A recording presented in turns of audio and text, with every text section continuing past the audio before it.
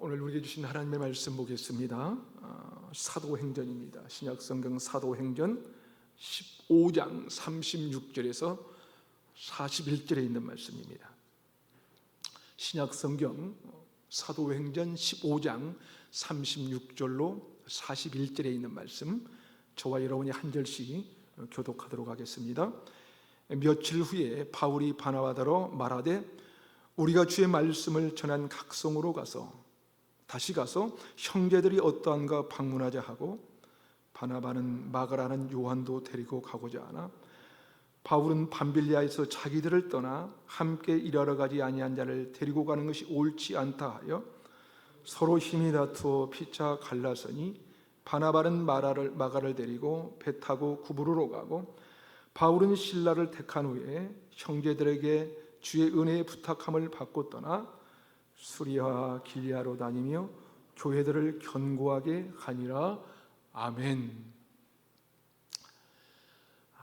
성공한 리더들에게는 공통점이 있습니다. 어떤 공통점이냐면 그 중에 가장 중요한 것은 인간관계가 좋은 것이라고 합니다. 아무리 좋은 능력과 지식을 갖고 있더라도 인간관계가 좋지 않는 사람이 성공하기란 굉장히 어려운 것이기 때문이죠. 그런데 또 인간관계에 피할 수 없는 것이 있다면 그것은 다툼일 것입니다. 다툼은 때로 부모 자식 간에도, 형제 간에도 일어나고요, 부부 간이나 또 친구 간에도, 심지어는 성도 간에도 일어나는 것입니다. 오죽하면 이런 책 제목이 있을까요? 4세 아이에게 꼭 해줘야 할 58가지라는 책이 있습니다.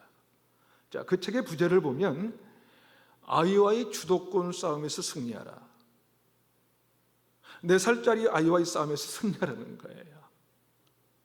자, 내용을 보면 미운 4살 아이라는 말이 수세가지 않을 정도로 어긋나는 말과 행동을 보이는데, 그때 주도권 싸움에서 승리해야 아이가 버릇없는 아이가 되지 않고 잘 자랄 수 있다는 것입니다. 자, 그러니까 4살짜리 아이와도 다툼이 있다는 것이죠. 그렇다면 여러분은 어떻습니까? 부간의 갈등이나 다툼이 일어날 때 어떻게 하시나요? 자, 아니 혹시라도 우리 부부는 한 번도 싸우지 않는다고 하시는 분 계십니까? 그런 분 계세요? 자, 그런 부부가 있다면 빨리 병원에 가보셔야 합니다. 왜냐하면 문제가 있어도 아주 큰 문제가 있을 것입니다. 안 싸우고 살 수가 없거든요. 자, 이와 같이 자녀 양육은 물론 부부관계를 비롯한 모든 인간관계 속에서 우리는 이 다툼, 다시 말해서 싸움을 경험하며 자라가고 있습니다. 그러기에 우리가 누군가와 관계를 맺을 때 다투지 않는 것이 아니라 어떻게 잘 싸울 수 있는가가 훨씬 더 중요합니다. 자, 오늘 본문에는 믿음이 좋은 사람들에게도 그것이 예외가 아니라고 이야기하고 있어요. 자, 놀랍게도 믿음과 성령이 충만했던 이 바나바와 바울, 전혀 싸울 것 같지 않았던 이 바울과 바나바가 대판 싸우고 갈라서고 만 거예요. 자, 무슨 얘기입니까? 교회를 섬기는 목회자들이 대판 싸우고, 더 놀라운 것은 서로 갈라서고 말았다는 거예요. 왜 그랬을까요? 아니, 어떻게 이들이 싸움할 수 있다는 말입니까? 바울은 2차 선교를 계획하면서 지난 그 1차 선교 여행 때 세웠던 교회와 또 교우들의 믿음이 잘 자라고 있는지 방문해 보려는 것이었어요. 그러자 바나바가 좋은 생각입니다. 좋은 생각입니다. 우리 마가도 데리고 갑시다 라고 하는 것이죠. 자, 그런데 마가라고 하는 요한은 어떤 사람이었습니까? 여러분, 그런 1차 선교행 때 중도 탈락한 사람이었어요. 자, 만약 마가라고 하는 요한이 밤빌리아에서 돌아가지 않고 바울과 바나바와 함께 비시디아 안디옥으로 함께 갔다면 그런 일이 없을 텐데, 후원자였던 마가라고 하는 요한이 중간에 떠나버리자 바울과 바나바가 안디옥 교회로 다시 돌아오지요. 자, 안디옥 교회로 와보니까 무슨 일이 있었습니까? 성도들 간의 분쟁과 다툼이 있었습니다. 이방인들이 구원받으려면 할례를 받아야 하느냐 아니냐의 문제였어요. 자, 그 문제를 가지고 예루살렘 교회 공회의 결과 구원은 오직 하나님의 은혜로 받는다는 확실한 결론을 가지고 돌아와서 다시 힘을 얻고 2차 선교여행을 가려고 한 것입니다. 그런데 그때 바나바가 마가도 데리고 가자고 하는 거예요. 그러자 바울이 뭐라고 합니까? 1차 선교여행 때 떠나간 마가를 데리고 가는 것이 옳지 않다고 합니다. 바나바는 마가를 데리고 가자 하고 바울은 데리고 갈 수 없다고 한 것입니다. 그런데 다툼 정도가 아니라 그것 때문에 결국 갈라서고 말았다는 거예요. 저는 이 장면을 보면서 다시 한번 성경은 하나님의 말씀이라는 확신이 들었습니다. 성경을 만약 사람이 썼다면 이런 부분은 감추지 않았을까요? 그렇죠? 자, 하지만 성경은 믿음의 사람들을 신화적으로 아름답게만 포장하지 않았어요. 아니, 오히려 믿음이 성숙한 사람들의 치부도 그대로 기록하고 있죠. 여러분, 성경과 신화는 다른 점이 뭔지 아십니까? 신화는요, 나쁜 이야기는 절대로 기록하지 않습니다. 왜냐하면 사람이 만들었기 때문에 좋은 점만 찾으면서 이야기하는 거예요. 이게 신화예요. 그런데 성경은 하나님의 말씀이기 때문에 인간의 장점뿐만 아니라 단점은 물론이고 실수까지도 낱낱이 기록한 것입니다. 왜일까요? 그것은 믿음의 영웅들의 이디함 속에 있는 연약함을 통해서 우리로 하여금 이 타산지석이 될 것을 원하시기 때문입니다. 동일한 성정을 가진 우리가 배워야 할 교훈을 주시고자 하신 것입니다. 자, 그러기에 우리는 오늘 본문을 통해서 우리 인생의 모든 인간관계에서 일어나는 다툼을 어떻게 해결하고 또 아름다운 인간관계를 지속적으로 맺어갈 수 있는지 그 비결을 배울 수 있는 거예요. 자, 사랑하는 여러분, 오늘 본문에서 우리에게 주시는 이 말씀을 통해서 우리의 부부관계, 부모와 자녀관계, 동료관계나 성도들과의 관계가 주 안에서 원만하게 이루어지시기를 주님의 이름으로 축복합니다.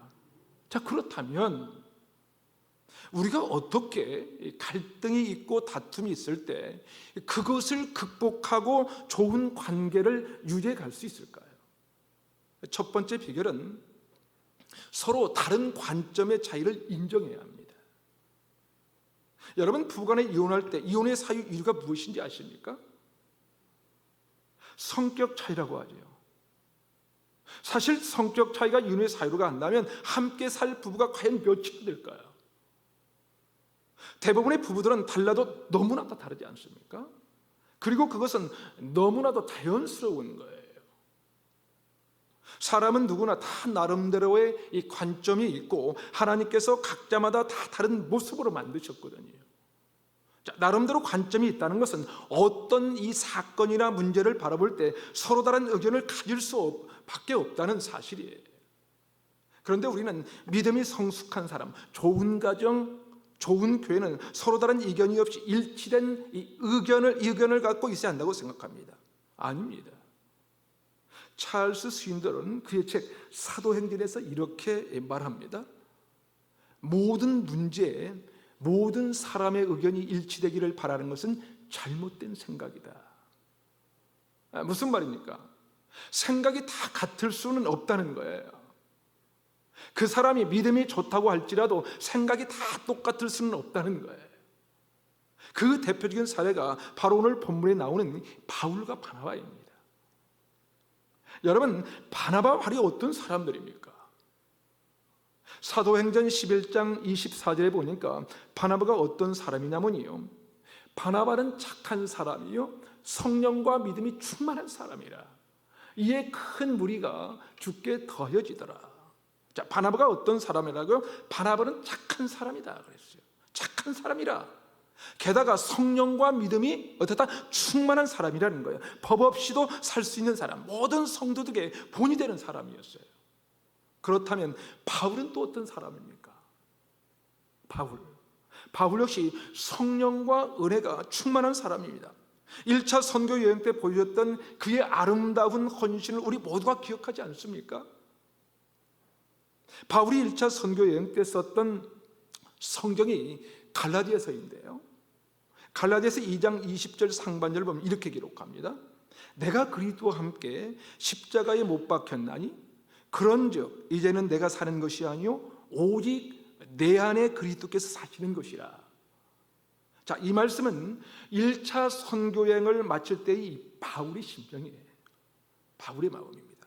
그는 오직 내 안에 뭐라고 합니까? 그리스도께서 산다는 거예요. 그리스도께서 사십니다. 내가 사는 것이 아니라는 거예요. 라고 말하는 믿음과 성령이 충만한 사람이 어떻게 싸울 수가 있겠어요? 그런데 오늘 보면 사도행전 15장 39절은 이렇게 기록합니다. 서로 심히 다투어 피차 갈라서니 바나바는 마가를 데리고 배 타고 구브로로 가고. 자, 바울과 바나바가 어떻게 했다고요? 심히 다투어 갈라섰다는 거예요. 여러분, 이런 믿음 좋고 성령 충만한 사람들은 항상 서로 용납하고 사랑하고 그래야 하지 않겠어요? 그런데 그런 사람들이 심히 다투고 갈라섰다는 거예요. 그렇습니다. 여러분, 목회자도 화날 때가 있어요. 그런데 목사가 화를 내면 어떤 반응이 나타나죠? 어떤 반응? 화. 목사님이 화냈어. 그러면서 이상하게 생각하지 않습니까?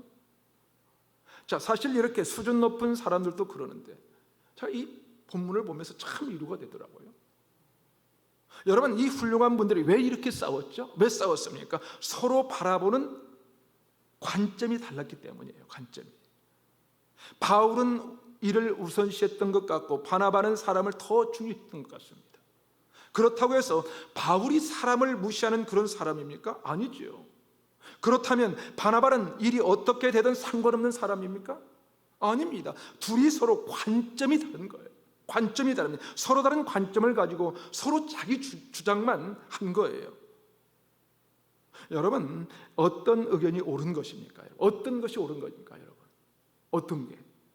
지금 마가를 데리고 가야 할까요? 안 데리고 가야 할까요? 우리가 머리로는 둘 다 옳습니다. 이렇게 생각하지만 실제로는 나와 다른 의견을 주장할 때 얼마나 흥분하고 화가 납니까, 여러분? 오늘 본문에 바울도 그랬습니다. 38절을 다시 한번 우리 볼까요? 38절을 우리 함께 읽어보겠습니다. 시작. 바울은 밤빌리아에서 자기들을 떠나 함께 일하러 가지 아니한 자를 데리고 가는 것이 옳지 않다 하여. 바울은 마가를 데리고 가는 것이 옳지 않다는 거예요. 사실 이 문제는 결코 옳고 그름의 문제가 아닌데 그 위대한 바울도 자기 의견만 옳다고 주장만 하는 거예요. 여러분, 믿음이 성숙한 분들도 순간 어떤 문제에 대해서는 내가 옳고 다른 사람은 옳지 않다고 주장할 수 있는 거예요. 아니, 성숙한 사람이 이런 확신에 빠지는 경우가 훨씬 더 많아요. 왜 그렇습니까? 왜 그럴까요? 내가 훨씬 더 경험이 많고 아는 것이 많다는 것이죠. 오늘 본문에 바울과 바나바가 그랬습니다. 그래서 그들의 그 피차 갈라서고 만 거예요. 서로 양보할 수가 없었던 것이죠. 사랑하는 여러분, 누군가 나와 다른 사람들로 인해 힘들어하신 분 계십니까, 여러분? 그렇다면 이 시간 기억하십시오. 우리가 갈등하고 고민하고 싸우는 대부분의 문제는 옳고 그름의 문제가 아니라는 거예요. 서로 뭐라고? 관점이 다르다는 거예요. 관점이 다르다. 그러게 나와 다른 사람을 만났을 때 그를 판단하고 정죄하기보다는 나와 다른 관점을 가진 이 사람의 의견을 존중하셔야 합니다. 가정이나 교회 안에서 뿐만 아니라 나라 안에서도 서로 다른 의견을 가진 자들을 비난하고 비판하는 것이 아니라 그렇게 서로 존중하고 귀하게 여기는 민족이 되고 특별히 우리 그리스도인들이 되시기를 주님의 이름으로 축복합니다. 그렇게 할 때 우리는 나와 다른 사람들과도 늘 좋은 관계를 유지하는 아름다운 공동체를 만들어 갈 수 있는 것입니다. 한 걸음 더 나가서 우리가 어떻게 다툼이나 갈등이 있을 때에도 여전히 좋은 관계를 유지할 수 있는 것일까요? 자, 두 번째는 나보다 남을 더 낮게 여기며 타협점을 찾아야 합니다. 자, 찰스 스윈들 목사님은 그의 책 사도행전에서 이렇게 말합니다. 서로 옳고 그름을 판단할 수 없는 경우가 많다. 왜냐하면 근본적으로 다른 것에서 출발한 것이 아니고 한 가지를 봄에 있어서 관점이 다를 뿐이기 때문이다. 무슨 말입니까? 우리가 같은 것을 보고 있는데 그것을 보는 관점이 다른 것뿐이라는 거예요. 다시 말해서 옳고 그름의 문제가 아니라는 것입니다. 그러기에 서로가 가진 이 관점의 차이를 인정하면 양보할 수 있는 거예요. 그래요.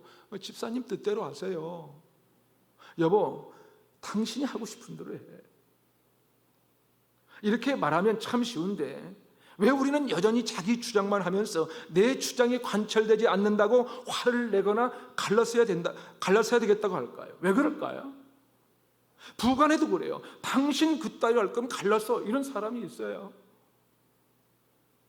여러분, 우리가 서로의 관점의 이 차이를 이해하면 얼마든지 타협할 수 있는데 왜 그렇게 안 되는 것일까요? 그것은 교만하기 때문입니다.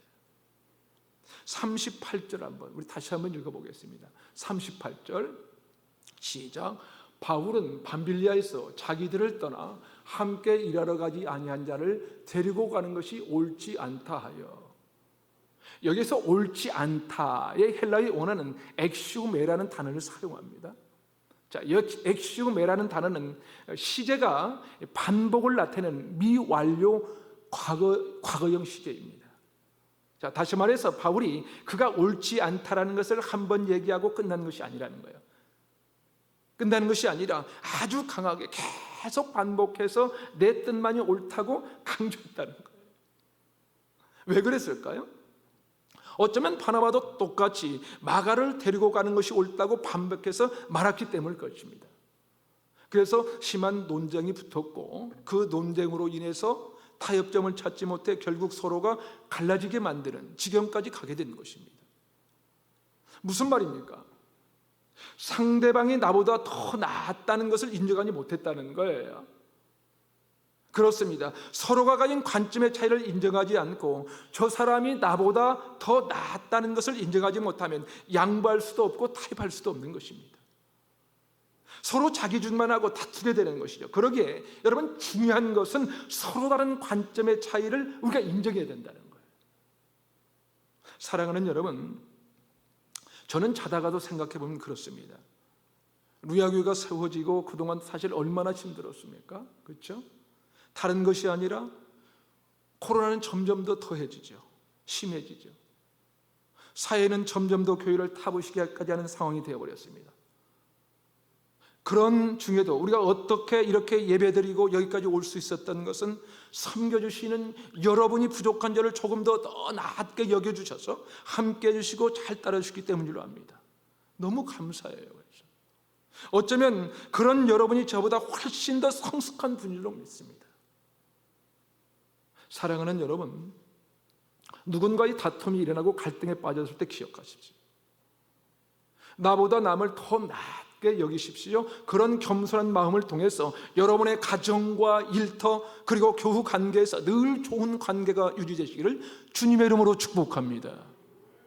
마지막으로 우리가 어떻게 서로의 차이로 인해 갈등에 부딪히거나 다툼이 일어날 때 여전히 좋은 관계를 유지할 수 있을까요? 세 번째로, 어떠한 경우에도 서로를 축복해야 합니다. 어떠한 경우에도 서로를 축복해야 합니다. 여러분, 안디옥 교회가 얼마나 시끄러웠을까요? 한번 상상해 보세요. 지금 누가 싸우고 있는 것입니까? 안디옥 교회의 이 대표적인 이 지주다인 바울과 바나바가 지금 싸우고 있는 것입니다. 다시 말해서 이 사역자들, 목회자들이 싸운 거예요. 지금 교회의 대표적인 두 지도자가 싸우고 있으니 얼마나 큰 문제가 됩니까? 이거. 교회가 술렁거리고 교회가 해체되기 직전까지 갔을 거예요. 그런데 오늘 본문 뒤를 이어서 보니까 제가 예측했던 본문과는 전혀 다른 본문의 내용이 나왔습니다. 본문 39절에서 41절까지 우리 한번 읽어볼까요? 함께 읽겠습니다. 시작. 서로 힘이 다투어 피차 갈라서니 바나바는 마가를 데리고 배 타고 구브로로 가고 바울은 실라를 택한 후에 형제들에게 주의 은혜의 부탁함을 받고 떠나 수리아와 길리기아로 다니며 교회들을 견고하게 하니라. 자, 교회를 어떻게 했다고요? 네, 견고하게 했다는 거예요. 견고하게. 교회의 지도자들이 다투고 난 뒤에 교회가 깨졌다가 아니에요. 다시 말해서 교회가 위기를 만난 것이 아니었어요. 오히려 교회가 더 견고해졌다는 거예요. 게다가 그 일로 인해서 선교가 원래 한 팀만 가기로 되어 있었는데 두 팀이 생겨서 어떡합니까? 더 많은 복음을 전파할 수 있는 기회가 된 것입니다.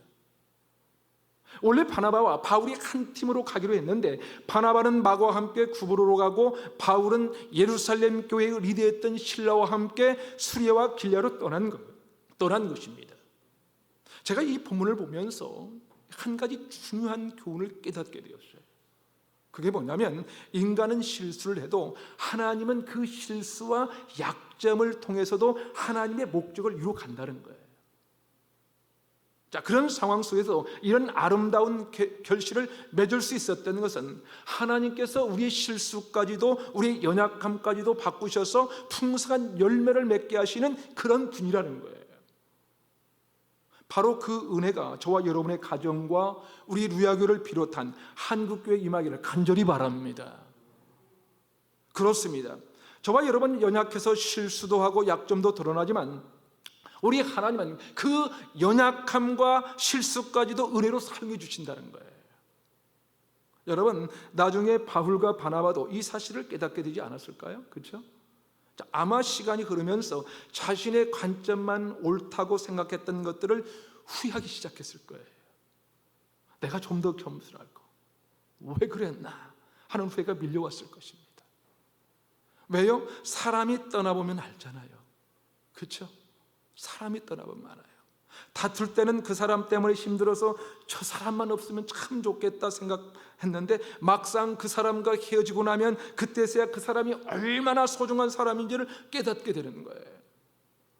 바울과 바나바는 1차 선교했던 그곳을 다시 돌아보면서 그때 선교 현장에서 동고동락했던 옛 추억이 떠올랐을 것입니다.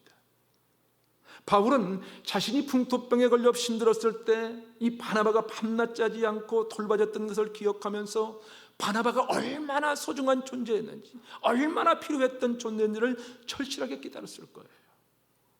바나바도 마찬가지였을 것입니다. 사실 바울의 눈이 얼마나 탁월했습니까? 바나바는 바울이 없어도 다른 사람이 함께하면 될 줄 알았는데 바울이 없으니까 문제가 해결이 되지 않는 거예요. 그렇게 서로가 떠난 뒤에야 자기 주장만 했던 것을 후회한 것이 성경 곳곳에 나타나 있습니다.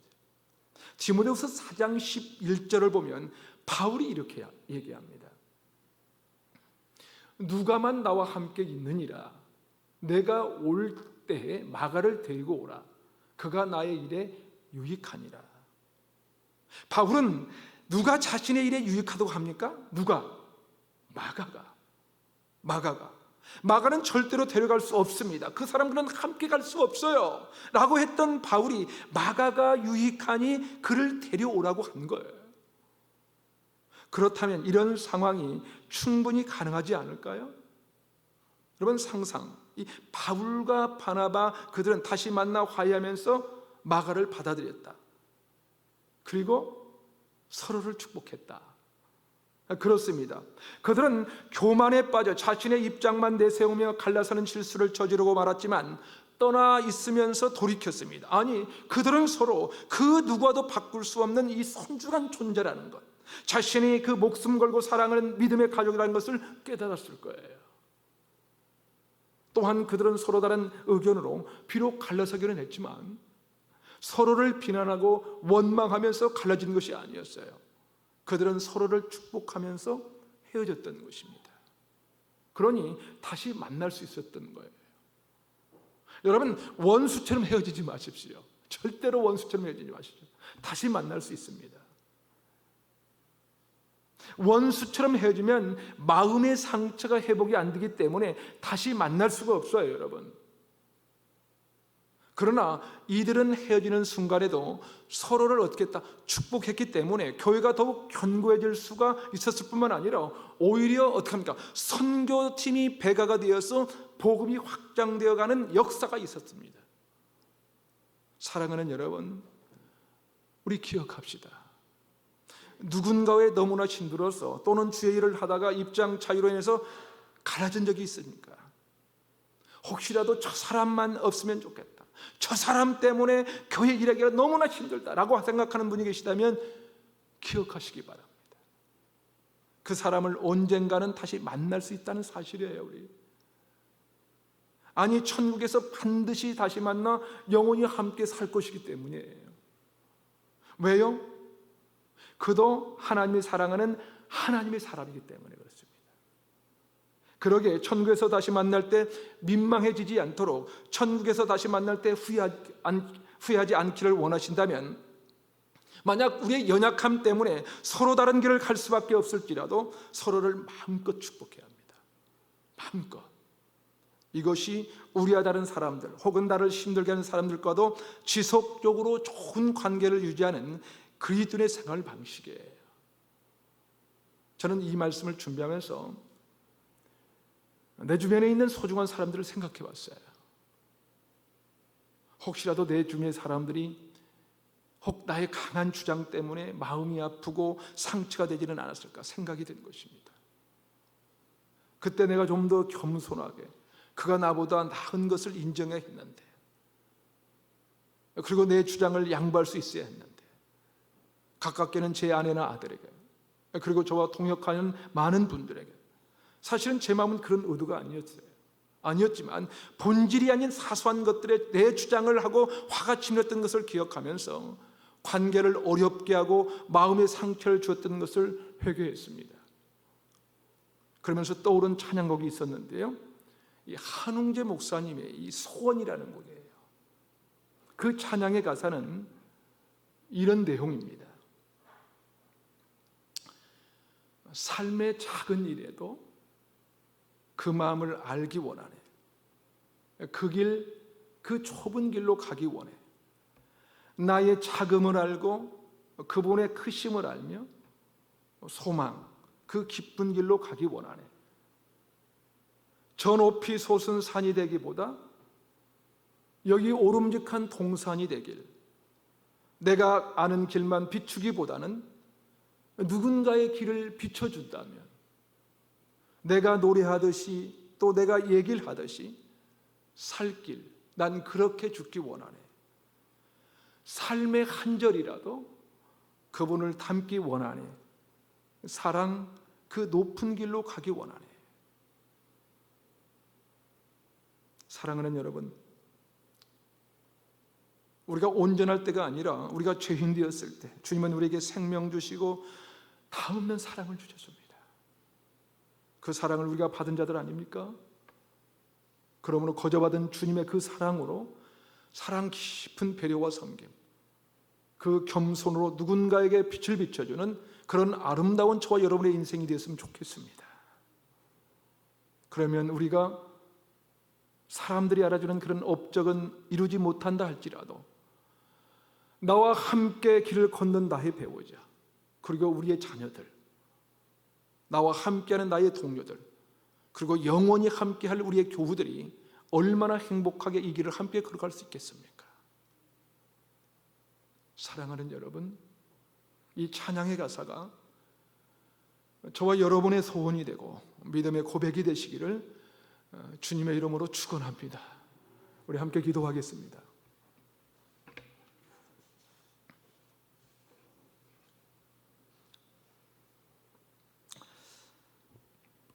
이 시간 우리 함께 기도하실 때 이렇게 기도했으면 좋겠습니다. 하나님 아버지, 우리의 고집과 연약함을 용서하시고 나로 인해 상처받은 자가 있다면 치유하시고 회복시켜 주옵소서. 하나님 아버지, 우리 인생 가운데 갈등과 다툼이 없을 수 없지만 그때마다 주님의 말씀을 기억하게 하시고 서로의 다른 관점을 인정하고 존중할 줄 알게 하옵소서. 무엇보다 나보다 남을 낮게 여기며 귀하게 여기는 마음이 있게 하시고 겸손하고 가난한 마음으로 서로를 축복하는 그리스도인의 삶을 살게 하옵소서.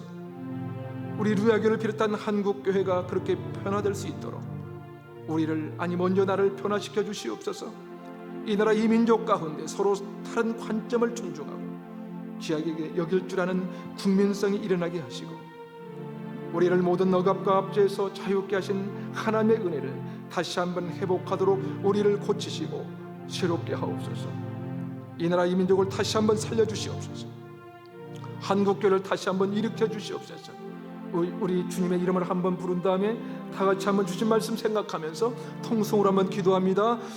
주여, 오 전능하신 하나님 아버지, 우리의 고집과 연약함이 있습니다. 하나님, 우리의 고집과 연약함을 용서하여 주시옵소서. 나로 인해서 상처를 받은 자가 있다면 이 시간 아버지 하나님 찾아가 주시고 치유하시고 회복시켜 주시옵기만을 기도하고 원합니다. 하나님 아버지, 우리 인생 가운데 갈등과 다툼이 없을 수는 없지만 그때마다 주님의 말씀을 기억나게 하여 주시고 서로의 다른 관점을 우리가 인정하고 존중할 줄 아는 믿음의 사람들이 될 수 있도록 아버지 우리를 붙잡아 주시옵기만을 기도하고 원합니다. 무엇보다도 나보다 남을 낮게 여기며 귀하게 여기는 마음을 아버지 하나님 있게 하여 주시고 겸손하고 가난한 마음으로 서로를 축복하는 우리 그리스도의 삶을 살아갈 수 있도록 우리를 붙잡아 주시옵기만을 기도하고 원합니다. 하나님 아버지, 우리 루야교를 비롯한 한국 교회가 그렇게 변화될 수 있도록 우리를 아니 먼저 나를 변화시켜 주시옵시고 이 나라 이 민족 가운데 서로 다른 관점을 존중하고 귀하게 여길 줄 아는 국민성이 일어날 수 있도록 아버지 은혜를 내려 주시옵소서. 하나님 아버지, 우리를 모든 억압과 압제에서 자유케 하신 그 하나님의 은혜를 다시 한번 회복하도록 우리를 고치시고 주님 새롭게 하여 주시옵기만을 기도하고 원합니다. 하나님 아버지, 이 나라 이 민족을 다시 한번 살려주시옵소서. 한국교를 다시 한번 일으켜 주시옵시고 주님 새롭게 하여 주시옵기만을 기도하고 원합니다. 한국교회가 다시 한번 이 나라 이 민족을 위해서 기도하는 이 한국교회가 되도록 도와주시고 한국 강단이 하나님 아버지 기도가 끊이지 않는, 기도가 쉼이 없는 그런 한국 강단이 될 수 있도록 주께서 역사하시고 인도하여 주시옵기만을 기도하고 원하오니 오 주님 도와주시옵소서. 우리 한국이 한반도가 주님 거룩한 아버지 한반도가 되기를 원합니다. 순결한 민족이 될 수 있도록 도와주시고 하나님께서 기뻐하는 거룩한 민족이 될 수 있도록 하나님 붙잡아 주시고 인도하여 주시옵소서. 오 주님 감사합니다. 예수님, 우리를 사랑하시되 무한한 사랑으로 사랑하시며 우리의 연약함까지도 사용하셔서 아버지의 목적을 이루시는 주님, 연약한 우리의 영혼을 통해 일하시고 축복의 통로로 사용해 주시옵소서. 간절히 원하옵기는 삶의 한 자리라도 주님을 닮아가게 하시고 나의 작음을 알고 하나님의 크심을 알게 하옵소서. 내가 가는 길만 비추는 것이 아니라 누군가의 길을 비춰주는 주님의 길, 좁은 길, 깊은 그 사랑의 길을 걸어가도록 인도해 주시옵소서. 하나님 아버지, 이 나라 이 백성을 긍휼히 여기시고 불쌍히 여겨 주시옵소서. 여기까지 인도하신 그 하나님의 은혜를 결코 잊지 않게 하여 주시고 우리를 죄와 사망으로부터 건져주시고 모든 억압과 주님 압제로부터 자유케 하신 이 하나님의 이끄심을 다시 한번 기억하며 감사하게 하옵소서. 하나님 아버지, 갈래갈래 나누어진 한국교회를 다시 한번 돌이켜주사 오직 예수, 오직 복음으로 하나 되어 하나님의 나라를 확장해 가도록 한국교회의 새로운 부흥의 돌파를 일으켜 주시옵기만을 기도하고 원합니다. 하나님 아버지, 가정마다 교회마다 모든 인간관계 가운데 주님이 주인 되셔서 복되고 아름다운 주님의 나라가 이 땅에서 이루어지게 하옵소서. 그렇게 하실 하나님을 경배하고 우리를 다시 세우실 하나님을 찬양하오며 우리의 길과 진리요 생명 되신 예수님의 이름으로 기도하옵나이다. 아멘.